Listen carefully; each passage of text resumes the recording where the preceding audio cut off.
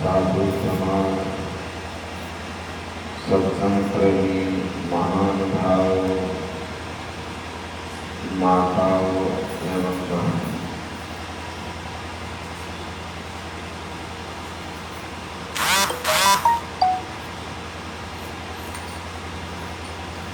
स्वामी राम तीर्थ एक अपने देश में बड़े सिद्ध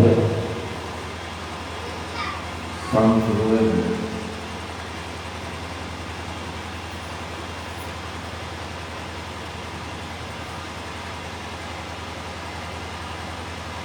बड़े ही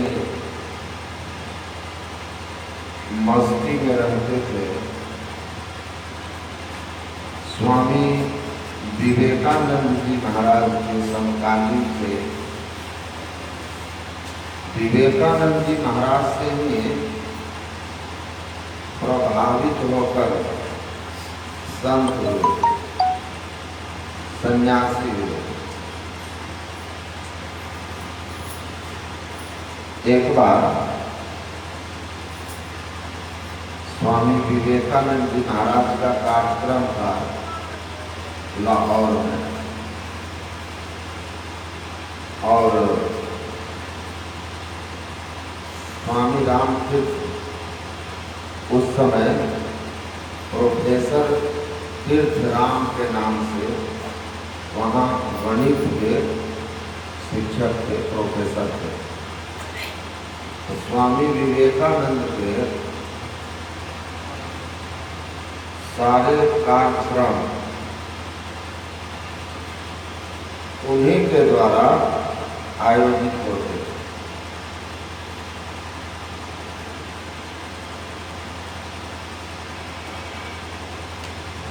उन्होंने उस कार्यक्रम को अच्छी तरह से संपन्न कराया और स्वामी विवेकानंद जी महाराज को अपने घर पर भोजन के लिए आमंत्रित किया।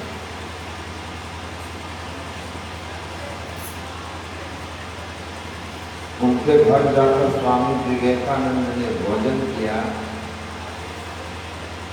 और बातचीत के क्रम में स्वामी विवेकानंद ने कहा, जहाँ राम तम काम नहीं, जहाँ काम तम राम,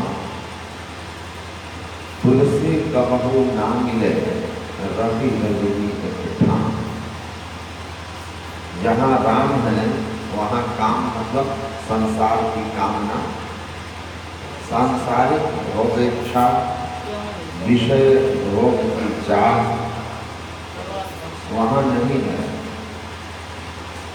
जहाँ राम, जैसे जहाँ सूर्य है वहाँ रात्रि नहीं है, और जहाँ बड़ा आवाज कहते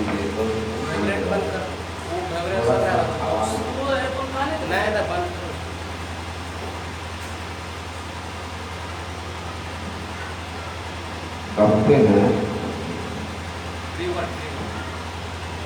कि जहाँ सूर्य वहाँ रात नहीं।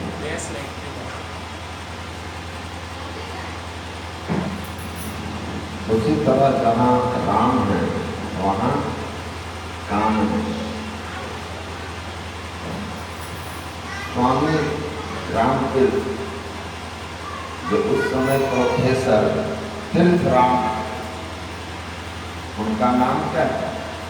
राम। यह सुनकर स्वामी रामतीर्थ जी को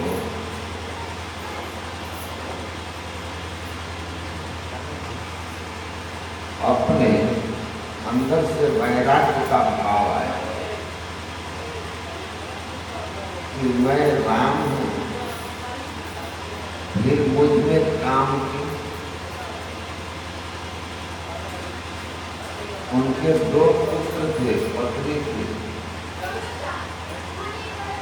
और अपनी पत्नी से कहा कि मैं अब अपने जीवन को साधना में लगाना चाहता हूँ, राम के नाम को सार्थक करना चाहता हूँ।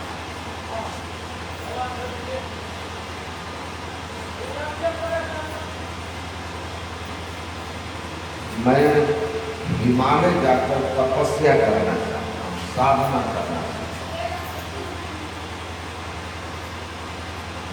पत्नी शहर से तैयार हो गई, चलिए हम भी चले।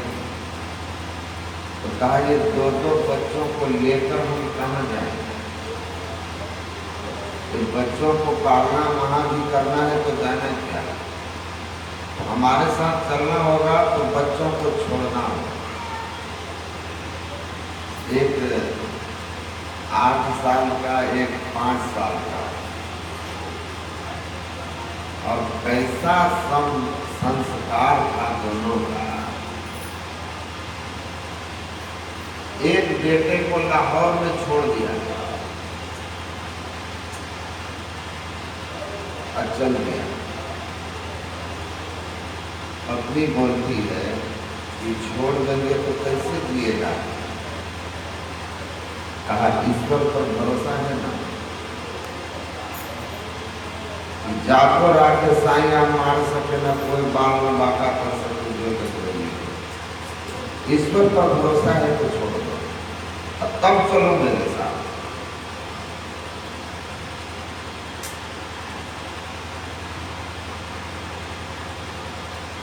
छोड़ के बढ़ गई। दूसरे बेटे को दिल्ली में छोड़ दिया, एक को लाहौर शहर में छोड़ा, दूसरे को दिल्ली में छोड़ा। अब पति पत्नी हिमालय में डिग्री के पास गए। कुछ दिन के बाद उन्होंने अपनी पत्नी को भी कहा कि अब जाओ, पत्नी को भी विदा कर।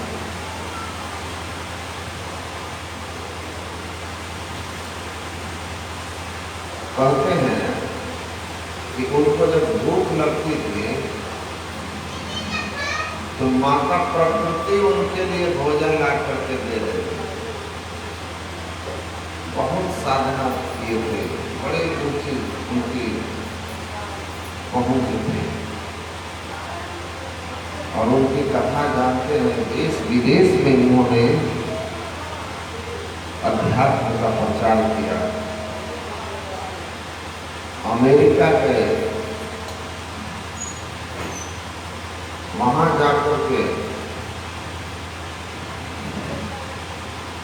सब डॉक्टर्स को बुलाया और कहा, जब जिनके घर पर थे उसने कहा कि आपका सत्संग होगा, आपका लेक्चर होगा, तो लोगों को प्रचार करना होगा, तो पोस्टर छपवाते हैं कि आपका प्रोग्राम होता है। पोस्टर मत छपवा, शहर के नामी डॉक्टर्स को बुला, वो डॉक्टर लोग मेरा प्रचार करें। डॉक्टर लोग आए, स्वामी रामकृष्ण ने कहा कि आप जरा जांच करके देखिए कि हम जिंदा हैं कि मुर्दा। तो डॉक्टर लोग कहा कि आदमी बैठ के बात कर रहा है और कह रहा है कि हम जिंदा हैं कि मुर्दा हैं। जब उनके नस को, नाड़ी को पकड़ा तो बंद था। जब मशीन लगाया उनके धड़कन जांच करने के लिए तो धड़कन बंद। सब डॉक्टर आश्चर्यचकित थे, ये कैसे हो गया?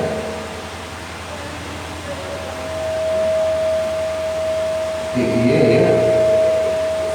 कैसे हो रहा है? ये आदमी सामने बैठा है, बोल रहा है, बैठ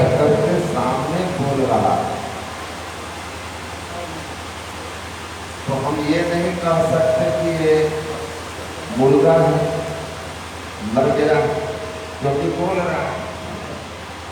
लेकिन कोई जिंदा है कि मुर्गा है, उसकी परख हम कैसे करते हैं? डॉक्टर क्या देखते हैं? हम ही लोग जाते हैं तो देखते हैं कि नाड़ी चल रही है कि नहीं, नाड़ी चल रही है कि नहीं चल रही है, धड़कन चल रहा है कि नहीं। तो धड़कन बंद, नाड़ी बंद, गुरु नानक देव जी महाराज है ना, नानक जीवतिया मरी रही है ऐसा जीवन कमाई, जीते जी मरने वाला। मौतू कुलवंत मौतू, ये पुराण में है कि मरने के पहले मर जाना, मरने से पहले मर जाना।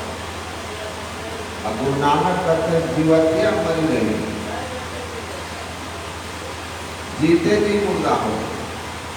ये योग विज्ञान, ऐसा योग कमाई है। स्वामी रामतीर्थ को डॉक्टर ने कहा कि मेडिकल साइंस जो है, चिकित्सा शास्त्र, मेडिकल साइंस के हिसाब से आप मृतक हैं, मुर्दा मर चुके हैं, क्योंकि आपकी नस नाड़ी सब बंद है। लेकिन आप बोल रहे हैं, इसलिए हम आपको मृतक कह नहीं सकते। तो स्वामी रामतीर्थ ने कहा ये भारत की योग विद्या है, हम इसी का प्रचार करने आए हैं। आप जाइए और लोगों को बता दीजिए कि मैं क्या कहने वाला हूँ, क्या सिखाने वाला हूँ। तो डॉक्टर लोगों ने जाकर सब जगह प्रचारित कर दिया कि भारत के हिमालय के जंगलों से एक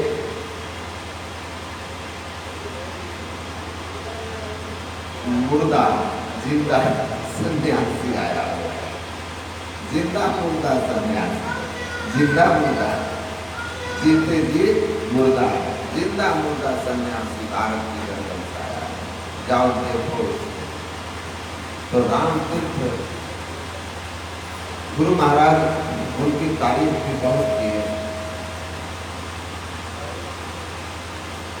तो वही स्वामी रामतीर्थ की एक वाणी है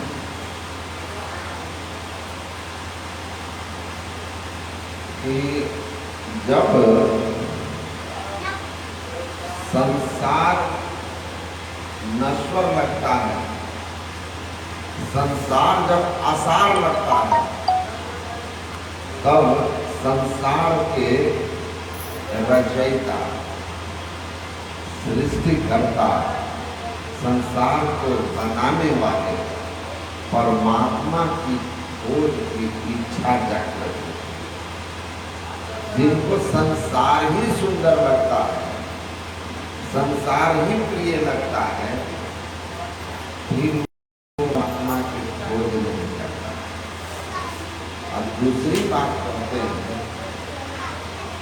कि जब शरीर नश्वर लगता है, शरीर आसार लगता है, तब इस शरीर का सार आत्मा की खोज कि हमारे अंदर अभिलाषा, उत्कंठा, प्रेरणा, जिज्ञासा है। जिनको शरीर नश्वर लगेगा वो आत्मा की ओर चलेंगे, जिनको संसार नाशवान लगेगा, आसार लगेगा, उठाले लगेगा, वही परमात्मा की ओर चलेगा। तो पहले कहते हैं शरीर और संसार को समझ लीजिए, शरीर और संसार को समझ लीजिए, और तब अपने आप आत्मा परमात्मा की ओर आपकी वृत्ति हो जाएगी। जो जहर को ठीक से समझ लेगा जहर को छोड़ेगा कि नहीं? आप भूखे हो, बड़ी भूख है आप में, 2 दिन से कुछ नहीं खाए और आपके मन पसंद कई तरह के भोजन आपके सामने रख दिए गए, बड़ी प्रसन्नता होगी, खाने की बड़ी तीव्रता आएगी कि जल्दी से जल्दी इसको खाएं, भूख मिटेगी, स्वाद मिलेगा। लेकिन अगर आपको उसी समय किसी विश्वस्त व्यक्ति जिस पर आप भरोसा करते हैं, हितैषी मानते हो, वो अगर आपको आके धीरे से कह दे कि इस खाने में जहर मिला हुआ है, कतई मत खाना नहीं तो मर जाओगे, तुम्हें मारने के लिए इसमें जहर मिला दिया गया, आप बताओ 2 दिन के भूखे हैं, भोजन बिल्कुल आपके पसंद का है और कई तरह का है, लेकिन उसमें जहर है, इस बात का जब आपको ज्ञान हो गया तो आप उस भोजन को खाएंगे? कभी नहीं खाएंगे आप, जब तक कि 2 दिन से भूखे हैं आप, भोजन की तलाश में रहे, सामने भोजन पड़ गया, आ गया, लेकिन भोजन में जहर है, तो आप भोजन ग्रहण नहीं करेंगे, उसको त्याग देंगे।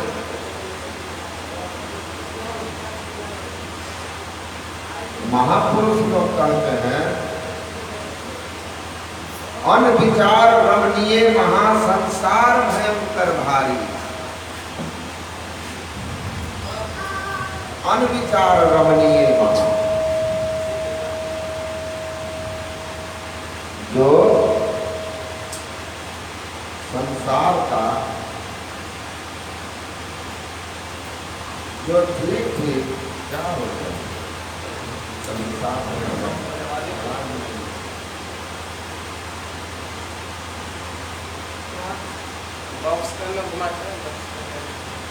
अनविचार रमणीय महा,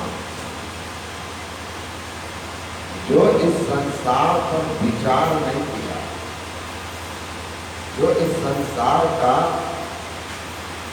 ठीक ठीक चिंतन नहीं किया, अनविचार रमणीय महा, संसार भयंकर भारी, अज्ञानतावश यह संसार हमको प्रिय लगता है। संसार मतलब क्या? गुरु महाराज कहते थे संसार क्या है? 5 विषय का पसार ही संसार है, और यह संसार इतना ही नहीं जितना हमारी ये इंद्रियां जानती है। एक सूक्ष्म जगत है जिसको स्वर्ग आदि लोग कहते हैं, वह भी संसार है, और वहां भी केवल 5 विषय ही है, रूप रस गंध स्पर्श और शब्द। आंख से रूप, कान से शब्द, जिह्वा से रस और त्वचा से स्पर्श और नाक से गंध। यही 5 विषय का पसार जहां तक है सब संसार है। तो 5 विषयों का पसार,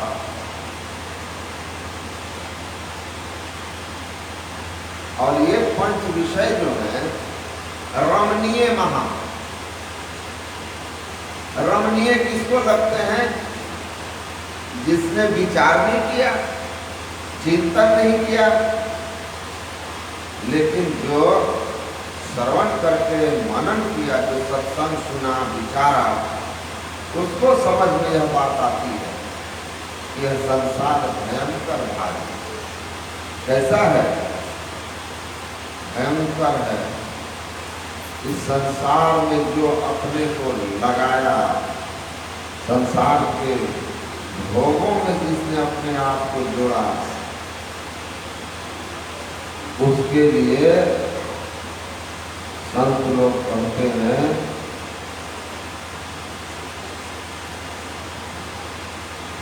आवागमन समदुख जुदा है नहीं जगली कोई। आवागमन में पड़ जाता है। सब विषय के भोग गुरु कहते हैं रोग। ये रोग है।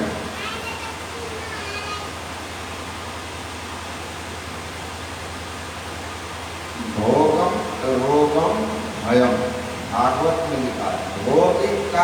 भोगिक को हमेशा रोग का भय रहता है। तो जो संसार में रम गया उसको इस बात का हमेशा भय है और भोग से तृप्ति नहीं होती। अगहन दाहन प्रकृति भोगन गहन को जो धावही क्लेश पावही हारि आवही कबहु नहीं तृप्तावही। भोगों के पीछे जो दौड़ा तो कहते हैं कि कबहु नहीं तृप्तावही।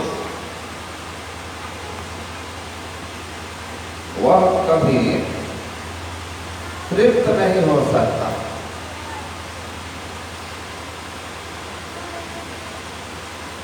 उसको तृप्ति नहीं मिलती, अतृप्ति मिलती है, दुख पाता है और बाद में पछताता भी है कि भोगम न भुगवा वह में दुखता। अरे हम भोगों के भोगने में थे, भोग को हम क्या भोगे, भोग ही हमको भोग लिया। इसीलिए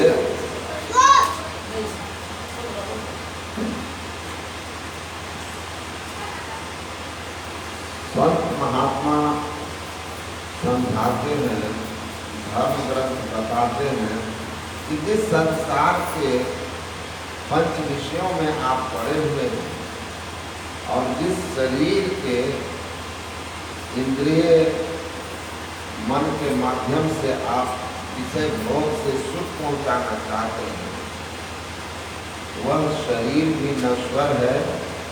इस शरीर से भोग भोगना, दुख को, रोग को आमंत्रित करना है, अपने लिए जन्म और मरण का चक्र मजबूत करना है।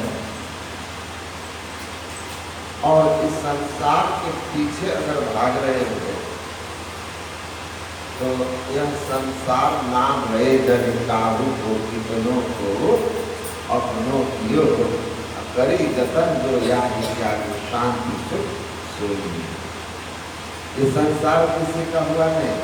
यह धन धाम कुटुंब कबीला स्वार्थ में सब चेरे, अपने अपने सुख के साथी ढेर न को सुख दे। आपके सुख की चिंता संसार को नहीं है, आपसे सुख की चिंता संसार को है। आपसे सुख की कामना संसार को है, आपकी सुख की कामना उसको नहीं है। और ये संसार किसी का हुआ नहीं। और ये संसार के पीछे आप जो भाग रहे हैं, महारमणीय सुखद समझ करके भोगों को, वास्तव में विषाद विषमकिन विषय समस्त विष से बढ़कर विष क्या है? कहा ये 5 विषय। विष पान किया तो एक बार मरोगे। विषय के पान के अगर आप दीवाने हैं तो बार बार जन्मेंगे, मरेंगे। तो रामतीर्थ कहते हैं कि शरीर की नश्वरता ही अमर आत्मा का खोजी बनाता है। भगवान बुद्ध ने मृत्यु प्राप्त एक व्यक्ति को अर्थी के ऊपर जाते हुए देखा। उस दिन उनको ज्ञान हुआ कि शरीर नाशवान है, और तब इस शरीर से उनको वैराग्य हो गया और अमर आत्मा की खोज में निकल पड़े।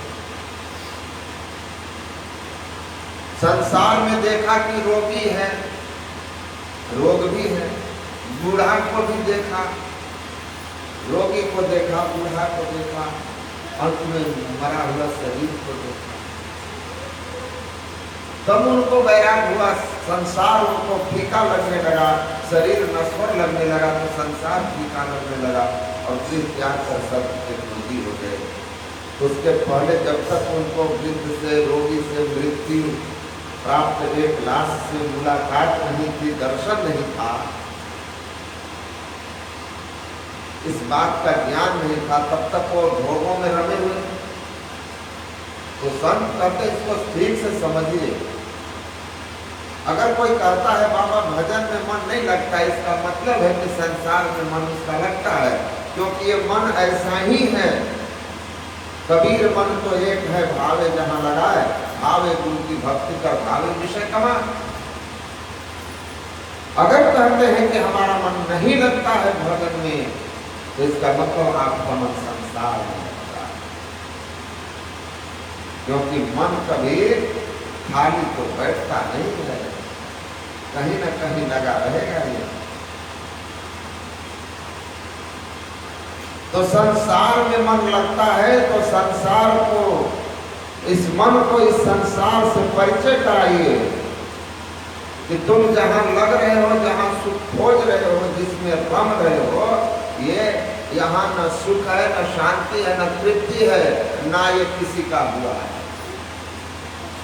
ना ये किसी का हुआ है। इसीलिए सहजो भाई कहती है, सहजो भज हरि नाम को तजो जगत सोने, अपनी तो कोई है नहीं, अपनी सगी न दिए, सगा दिए भी नहीं, तो देह से संबंधित ऐसे अपनी। यही कहे गुरुदेव जी, यही पुकारे संत, सहजो तजिया जगत को जो ही देगा। इस संसार को जो आपको छोड़े एक दिन और छोड़ेगा, यह शरीर और संसार जिससे आपको एक दिन वियोग होगा, अगर आप जीते जी इस शरीर और संसार से होने वाले वियोग को समझ करके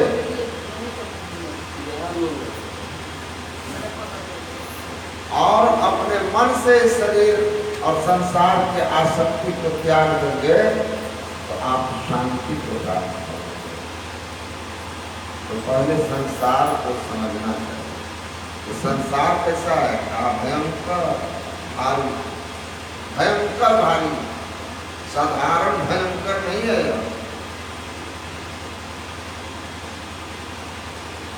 कहीं पानी नहीं दिखाई देता है, संसार को कहा भव सागर।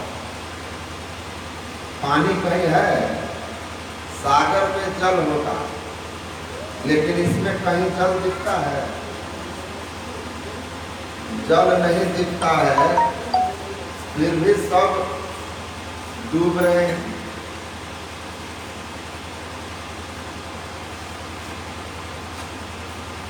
तो संसार क्या है, इसका जल क्या है?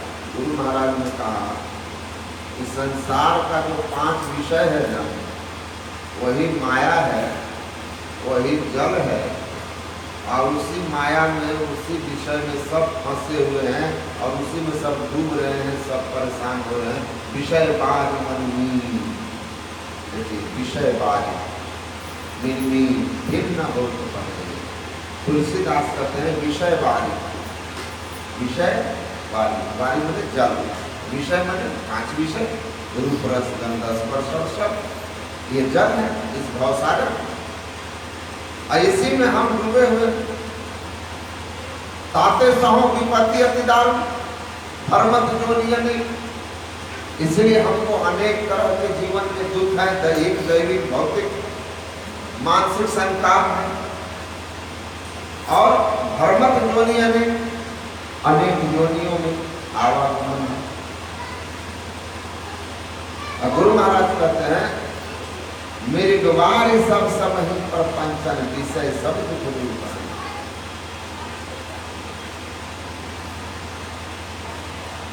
और सूरदास जी की वाणी में आपने सुना, नीर अति गंभीर माया, लोभ लहर तरंग लिए जात अगाध जल में ग्रहेगा अनंत। मीन इंद्रिय अति काटक मोक्ष अग सिर भार अनाही चितमन देते तो नाही पग धरन देते तो लागी मोह सेवा। कहते हैं कि माया जो है वो जग है और वही माया क्या है? 5 विषय का प्रसार। तो ये संसार सागर, ये भव सागर है, इसके सारे स्वरूप को संत लोग दर्शाते हैं, बताते हैं, दिखाते हैं कि सावधान सावधान हो जाओ, समझ जाओ कि क्या है। अब भगवान कृष्ण कहते हैं संसार कैसा है? दुखालयम अशाश्वतम। यह संसार दुखों का घर है और अशाश्वत का होता है, ये स्थिर नहीं है, लगातार बदल रहा है, परिवर्तित हो रहा है, नष्ट हो रहा है, नाशवान। और दुखों का घर है यह संसार। इसीलिए गुरु महाराज ने कहा जननी पुत्र प्यारे जग पर दसवा सुख तत्वा नाही। यह परदेशवा काल को भेसवा जोर आवे दुख पानी। आज जिस संसार में है यह काल का देश है, यहाँ जो आता है वह दुखी होता है। इसीलिए इसमें लिप्तो मत, इसमें आसक्त मत रहो, इससे अपने को ऊपर उठाओ। इस संसार के परे जो है, जो संसार को बनाया है, उस अविनाशी आत्म तत्व की, परमात्म तत्व की खोज करो। तो ऋषि क्या कह रहे थे संसार के बारे में? निद्रा भय शरीर श्रीपम हिंसादि हरम कृष्णा वर्तम दातम संसार बाध्य तत्व सूक्ष्म मार्ग मौलम रोग मध्य सच्चिदानंद तेजस रूपम तारकम ब्रह्म। कहते ये जो संसार सागर है, यह संसार जो एक समुद्र की भांति है, तो समुद्र में जल है, जीव है, उसका वर्णन करते ऋषि कहते हैं संसार को समझिए। निद्रा है शरीर श्रीपम, निद्रा नींद, भय संसार सागर में रहने वाले हिंसक जीव जो निगल जाते हैं समुद्री जीवाणु, मगरमच्छ जैसे। निद्रा और भय हिंसक जीव हैं इस संसार सागर। आप बहुत शक्तिशाली हैं, बड़े ताकतवर हैं, नींद में अगर आप चले गए तो आपकी शक्ति क्या है? शक्ति है क्या? नहीं। एक 10 साल का बालक आपकी हत्या कर सकता है। नींद ने आपकी समस्त शक्ति को निगल दिया।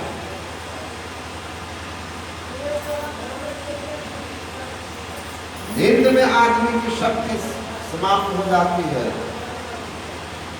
और भय में भी आदमी की शक्ति समाप्त हो जाती है। कितना भी ताकतवर आदमी हो, अगर भयभीत हो गया तो साहसी आदमी उससे कम ताकत वाला उसको मारो।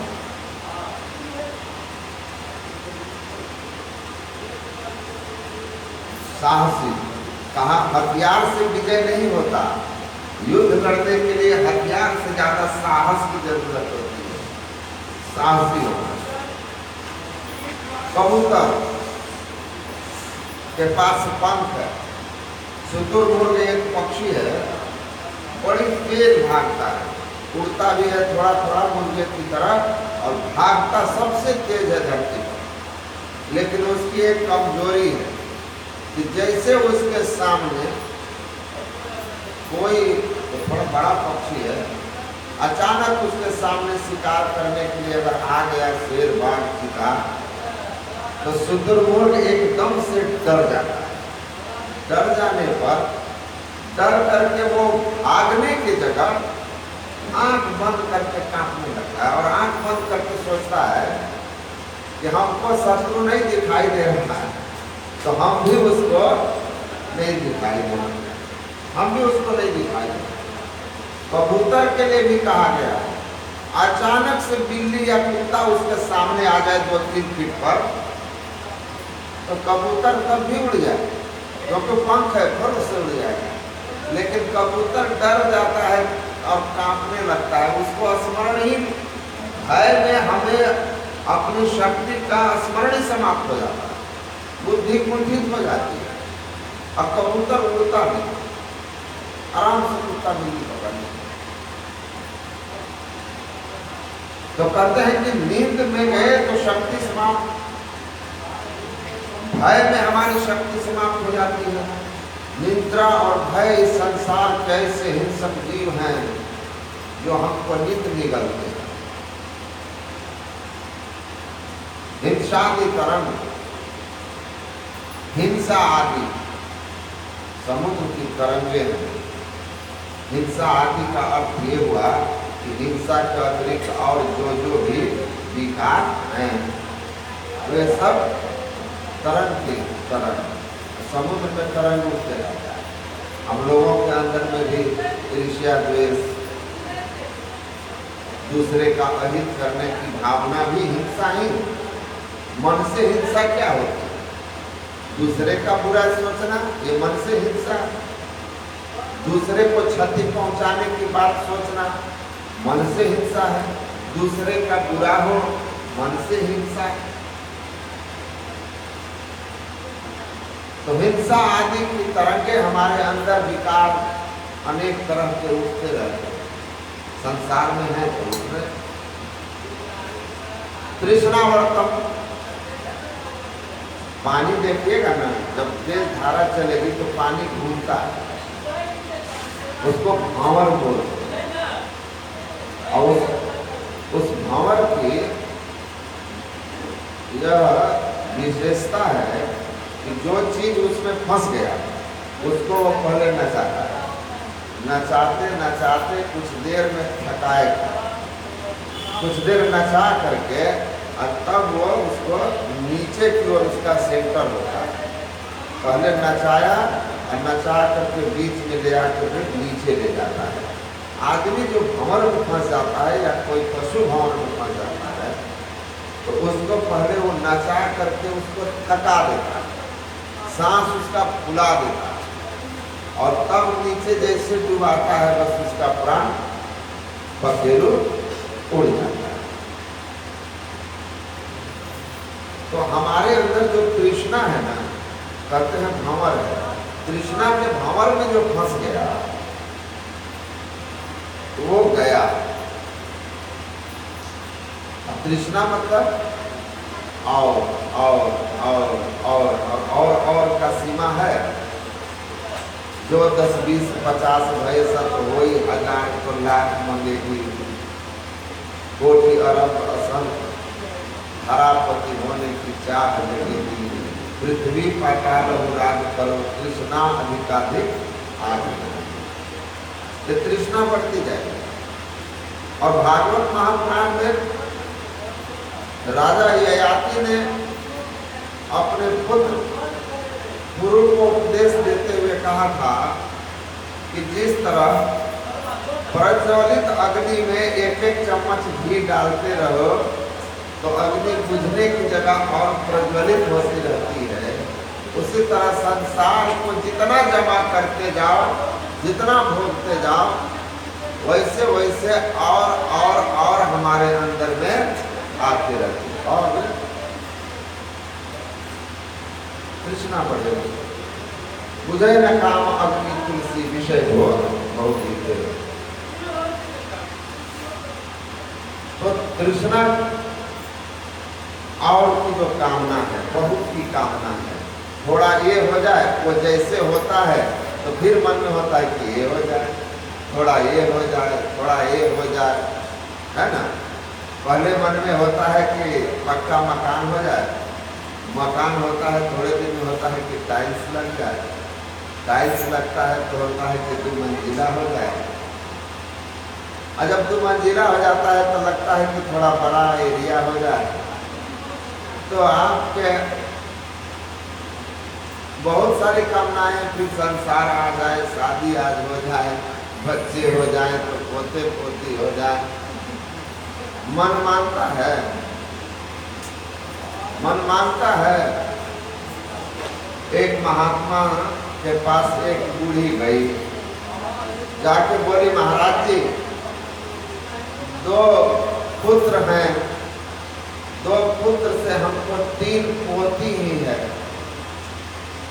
एक भी पोता किसी से हो जाए तो हमारा कुल वंश चले, एक पोता का आशीर्वाद दे दीजिए।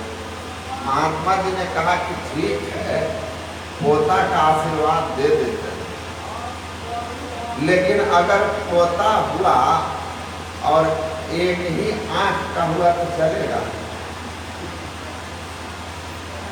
तो कहा नहीं नहीं महाराज, स्वस्थ पोता चाहिए। कहा अच्छा चलो, स्वस्थ पोता हो गया तो हो गए ना खुश तुम? तो हाँ। कहा कि लेकिन वो उदंड अनपढ़ गंवार, उदंड नहीं हो, मूर्ख नहीं रहे, पढ़े लिखे। कहा अच्छा तो पढ़ भी लिख लिया लेकिन बेरोजगार हो जाएगा तो चलेगा?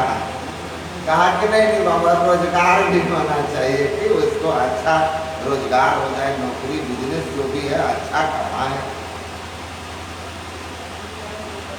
अच्छा तब तो हो न गया, कमाई भी, नौकरी, पोता स्वस्थ होगा, पढ़ेगा लिखेगा, संस्कारी होगा, उसकी नौकरी हो जाएगी। अब तो आपका सब हो गया,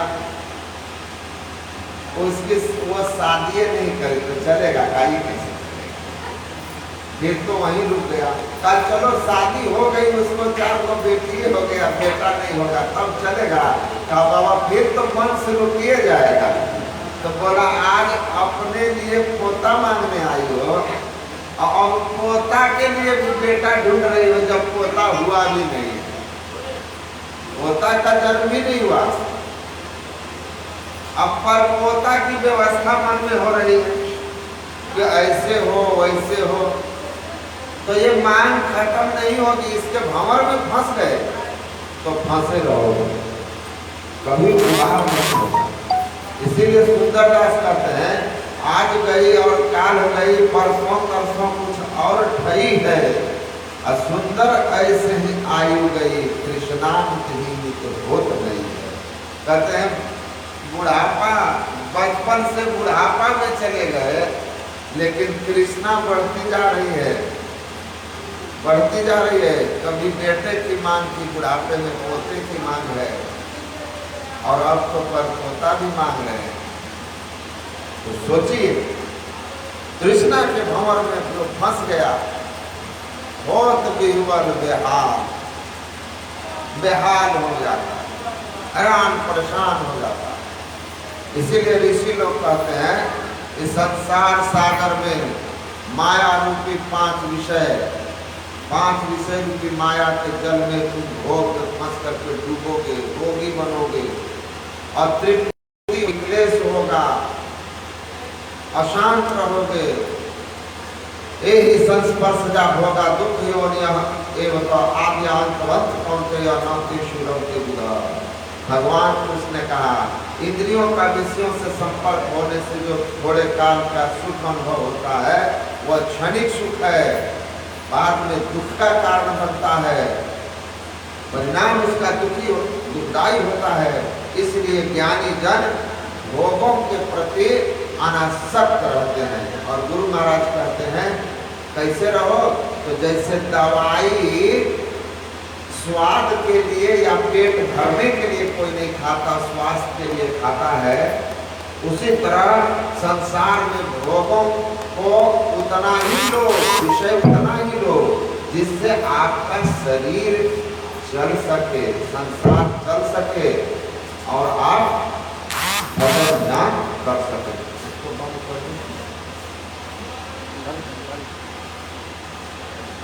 और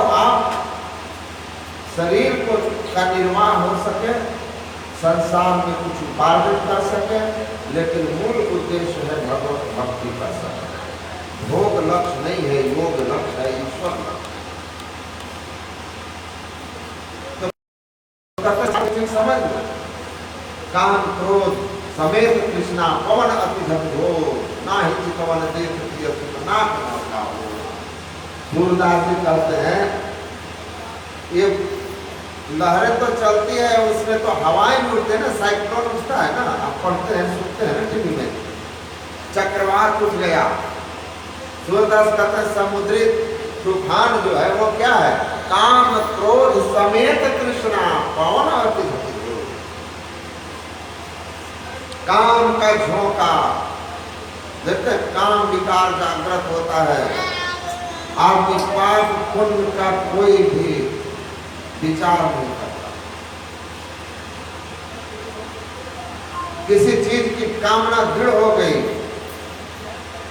उसको पाने के लिए हम पाप पुण्य का ख्याल नहीं करते। गलत तरीके से भी धनार्जित करते हैं, कार चाहिए तो गलत तरीके से भी करते हैं कि हमको कार लेना है। तो संसार के किसी भी भोग की जो कामना है, व्यक्ति मन की कल्पना काम कहावे सोए, चाहे वो रूप का कामना हो, चाहे रस का हो, चाहे गंध स्पर्श शब्द का हो, चाहे संसार के किसी धन संपत्ति वैभव पद की हो, इसका जब वेग उठता है तो हम उसको पाने में धर्म अधर्म छोड़ देते हैं। हमारी बुद्धि ही नष्ट हो जाती, विवेक ही मर जाता है। क्रोधाग्नि ऐसी अग्नि है कि वो जब प्रकट होता है, उसका क्रोध का वेग आता है, आदमी अबोध हो जाता है और ऐसे ऐसे भाषा का प्रयोग करता है, ऐसे ऐसे उल्टी बातें बोलता है कि वर्षों के बने बनाए रिश्ते हमेशा के लिए खत्म हो जाते हैं। आदमी ऐसा कुछ कर जाता है जिसका परिणाम जीवन भर जेल में जाकर के फांसी पर लटकते होता है। क्रोध में ही तो होता है। क्रोध में आकर आप किसी को मार देते हैं, मर गया, आप जेल गए, सब बर्बाद हो गया। तो किसी घर में चोरी होती है तो घर के कीमती सामान की चोरी होती है, घर कोई नहीं चुरा के ले जाता। डाका डालने कोई आएगा तो घर के सामान लेके चला जाएगा, घर लेके थोड़ी जाएगा। लेकिन आग लग जाए तो घर भी जल जाएगा।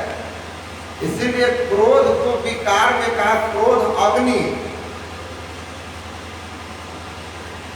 क्रोधाग्नि जब प्रकट होती है, इसका ऐसा तेज झोंका होता है कि घर ही जला दिया। सामान सब तो जलेगा ही, घर भी जल जाएगा, कुछ नहीं बचता। इसलिए क्रोध के वेग में हम जब फंस जाते हैं तो थोड़े काल उस वेग में जो कुछ हमसे हो जाता है, उसके बाद केवल पछतावा रह जाता है। जीवन भर पछताएंगे 5 मिनट के क्रोध में आकर। 5 मिनट के क्रोध में आकर हमारे जन्मभूमि से 3-4 किलोमीटर उत्तर एक गांव है, वहां एक आदमी थे तो दूध का कारोबार करते थे। शहर दूध लेके जाते थे, बेच करके अपना परिवार चलाते। उनकी पत्नी एक बीमारी से ग्रस्त थी। वो बीमारी थी, पति के घर पहुंचते ही अड़ोस पड़ोस रिश्ते गोतिया नैया का निंदा शुरू कर, रोज रोज कहे। जमीन के थोड़े से भाग में वो जो गोईठा बनाते हैं ना, गोईठा गोबर से,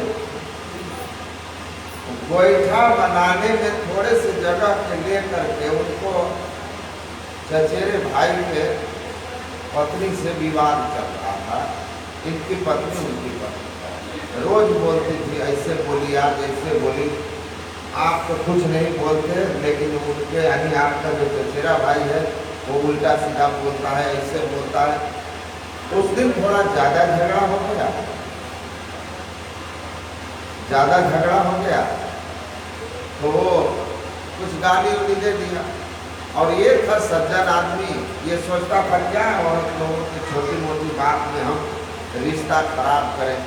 समझाता कि अरे एक हाथ गोईठा ही ना है, दीवार नहीं ना दे रहा है, एक हाथ छोड़ के ही तुम बनाओ ना, क्या दिक्कत है, एक हाथ छोड़ के बनाओ, क्या दिक्कत है। लेकिन ये तो लड़ाकू स्वभाव की थी, अहंकार का था। ये गोईठा के लेकर चली। अब उस दिन आए तो कहने लगे कि आज जो है अब तो हद हो गया। आज वो हमको बहुत तरह से गाली दे रही थी, जब हम भी कुछ बोलने लगे तो अपने चचेरे देवर के लिए बोली कि आज तो वो आ करके हमको धक्का मार, जाओ जिसको कहना है कल, रोज रोज करती धक्का मार। तो धक्का मार दिया तो हाँ, अब भी आप कुछ बोलिएगा कि नहीं बोलिएगा। उसको बड़ा गुस्सा आया, उसको बड़ा क्रोध आया। पहले गांव में लोग भाला देखा, इसको बोली, बाहर निकला तो देखता है कि उसका चचेरा भाई दरवाजे पर बैठा हुआ है और कहता है आप अपनी पत्नी को समझा लीजिए, हम बहुत लाड हो रहे हैं उसका। क्या तुम लाड हो रहा है, तुम उसको धक्का क्यों मारा? बोला धक्का क्या मारा, समझा दीजिए, नहीं तो किसी दिन थप्पड़ भी मारे। ये आया अपने घर में, दौड़ के आया, भाला निकाला और गया। वो पूरब मुँह करके बैठा था, ये उत्तर से निकला, वो देख नहीं पाया। गया सीधे और सामने गया, जब तक वो देखा कुर्सी से खड़ा हुआ तब तक इसके पेट में भाला को घुसा करके घुमा के खींच दिया, वहीं गिरा। उसके बाद डॉक्टर के पास ले गया लोग, लेकिन वो घुमा के खींच दिया, बेचारा मर गया। 2 दिन हॉस्पिटल में रह करके मर गया। उनको जेल हो गई, जेल चले गए। छोटा छोटा बच्चा, सजा हो गया, आजीवन कारावास हो गया। 20 साल की पहले सजा थी, अब जेल में बंद है, परिवार बच्चा भी लग रहा है। और वहाँ कोई मिलने जाए तो रोता था। मेरे पिताजी उनको अच्छी तरह से जानते थे, मेरे पिताजी से उसका आना जाना था। हमारे पिताजी सुनाते थे कि मैं एक बार जेल में गया मिलने तो फूट फूट के रो रहा था और कह रहा था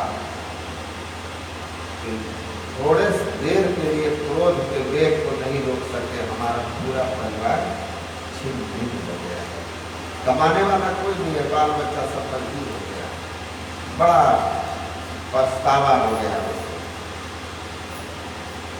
14-15 साल जेल में रह करके जेल से आया, फिर 14-15 साल कम है, वो लौट के आएगा। जवानी चली गई, बुढ़ापा आ गया, बाल बच्चे 15 साल 16 साल के थे, 30-32 साल हो गए, पढ़ाई लिखाई का समय था, सब निकल गया। सब कहाँ पढ़ रहा था, काम मजबूर हो गया, अनपढ़ रह गया, दिल्ली पंजाब जाके कमाने लगा। फिर करेंगे क्या करेगा।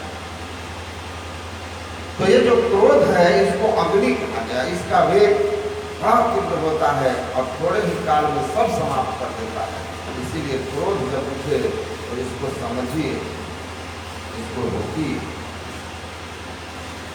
इसको रोक लिया तो बाद में बड़ी प्रसन्नता होगी, और नहीं रोके तो संत लोग कहते हैं कि क्रोध का शुरुआत जो है मूर्खता से होता है और अंत इसका जीवन भर के पछतावा है। तो क्रोध का भी कृष्णावर्तम दारपम कम कहते, संसार में दार मतलब होता है स्त्री, और गुरु महाराज कहते हैं पुरुष के लिए स्त्री और स्त्री के लिए पुरुष। पंख माने कीचड़, दलदल। इसका क्या भाव है?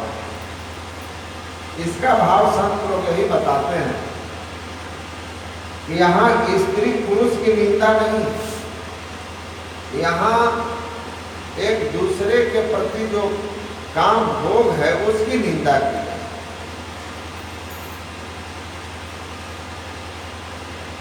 अनासक्त भाव से रहकर कर्तव्य कर्म की ओर ध्यान रख करके अगर आप अपने पारिवारिक जीवन को भजन ध्यान कर रहे हैं तो आप गृहस्थ आश्रम में संत हैं, संयम में रहकर ईमानदारी मेहनत से कमा रहे हैं, पति पत्नी एक दूसरे के प्रति विश्वासी हैं, स्त्री पतिव्रता है, पुरुष एक पत्नी व्रत पर है।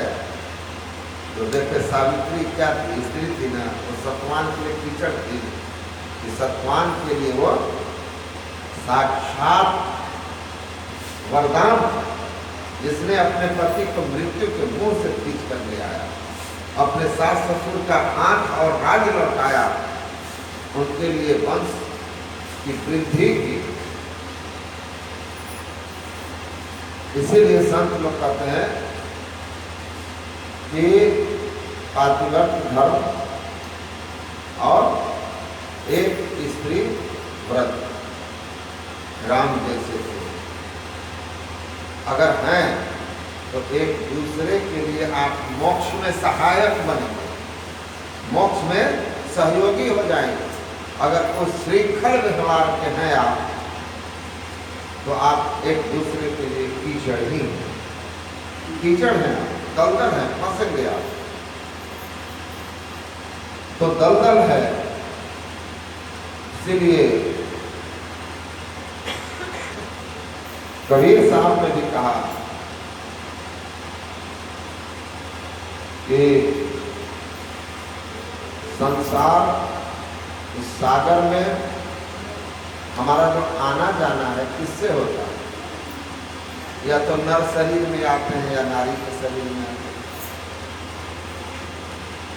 मोरे दियरा बड़ा अंधेसवा मुसाफिर गई हम और मोह के शहर कहर नर नारी दुई फाटक घंटो, या तो नर शरीर में आएंगे या नारी के शरीर में आएंगे। और जिसमें भी आएंगे दुख ही होगा, क्योंकि जब संसार दुखालय है तो दुख ही मिलेगा। तो कहते हैं संसार को समझ लीजिए, यहाँ सुख कछु यावाना ही, और जो जितना भोग में आसक्त उतना रोग उसको होगा, उतना दुख होगा, उतनी नीच योनि में जाएगा। तो क्या करना चाहिए? कहा संसार सागर से निकल जाइए, सुखी हो जाइए, इसमें आसक्त मत होइए, इसका उपयोग कीजिए और बाहर निकल जाइए। तो बाहर कैसे निकलेंगे? तो कहा बाहर निकल, संसार सागर से बाहर निकलने के लिए परमात्मा ने आपके शरीर में ही रास्ता दिया। कहाँ पर है वो रास्ता? शरीर में है वो रास्ता, जिससे संसार सागर, इस दुखमय संसार से आप निकल सकते हैं, आवागमन के चक्र से छूट सकते हैं। जब पास से मुक्त होकर सदा के लिए सुख में जाने वाला जो सुख का जो स्थान है, जिसको मोक्ष धाम कहते हैं, परमात्मा का धाम कहते हैं, जिसके लिए भगवान कृष्ण ने कहा यद गत्वा न निवर्तन्त तद्धाम परमं मम, जहाँ जाकर फिर इस जीव दुखमय संसार में नहीं आता, वो परमात्मा का परम धाम। वहाँ जाने के लिए इस दुखालय से, इस भवसागर से मुक्त होने के लिए रास्ता हमारे अंदर में है। कहाँ से है? ऋषि कहते हैं ध्रुव मध्य सच्चिदानंद ध्रुव मध्य, ध्रुव मध्य मतलब दोनों आंखों के ठीक पीछे। राह गई है बड़ी धीमी है साधो नयन नगर से, नयन कमल कम माध से पंथ सिधारिए। गुरु महाराज का नयन कमल कम माध, आंख बंद करने पर जो अंधेरा देखते हैं, उस ठीक अंधेरा, दोनों आंखों के सामने जो अंधेरा है, उस अंधेरा के ठीक मध्य से रास्ता है, ध्रुव मध्य से रास्ता है। तो कैसे जाओगे? नयननगर से जो राह गया है, तो वो रास्ता भी अंधकार होने के कारण दिख नहीं रहा।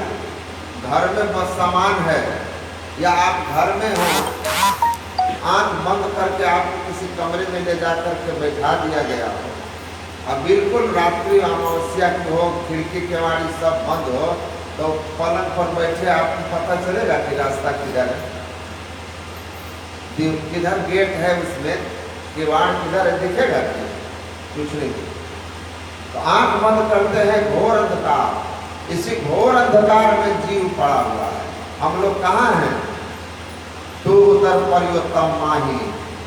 हम लोग अंधकार मंडल में हैं, और अंधकार मंडल में रहने के कारण परमात्मा का बनाया हुआ रास्ता हमारे मनुष्य शरीर में ही है, लेकिन अंधेरे के कारण वह रास्ता हमको दिखाई नहीं देता। तो अंधेरे दीपक जरो, काया गण घोर अंधेरा रे कोई दीपक बारो, दीप बहुबारी नयन भई अंधियारी। आंख के बिना, आंख नहीं है, कुछ दिखाई देगा? मंदिर में खूब दिया ही जल रहा हो, खूब प्रकाश हो, लेकिन आपको आंख ही नहीं, तो आप देखेंगे? अंदर क्या देखेगा? तो अभी हम लोग अंधकार में हैं, समझिए हमारी वो आंख बंद है जो अपने अंदर के उस प्रकाश को देख सके। अंदर जो जिस आंख से आप अंतर प्रकाश ब्रह्म ज्योति का दर्शन कर सकते हैं। रात्रिकालीन सत्संग में मैं कहा था, दिव्य चक्षुष अचरज, दिव्य दृष्टि खुल जाए आपकी। एक ये आंख है अस्थूल दृष्टि वाली, अस्थूल जगत का ज्ञान। सूक्ष्म दृष्टि है जिसको दिव्य दृष्टि कहते हैं, उससे सूक्ष्म जगत का ज्ञान। संपर्क से देखेंगे तो देखते देखते दृष्टि की दोनों धारें आपस में मिल जाएंगी, और दोनों निगेटिव पॉजिटिव तार को सटाइएगा न, बल्ब जल जाएगा। तो बाई दाई दृष्टि की धारों को जोड़ने की युक्ति दृष्टि योग की क्रिया से सहजता से हम अपने अंतर उस भ्रूण मध्य में प्रवेश करके कूट रूपम तारकम ब्रह्म अवलोकित। गुरु महाराज कहते हैं कि उस प्रकाश में जाइएगा तो महाप्रकाश निकल अंधियारी असुख भय बहुत देर है।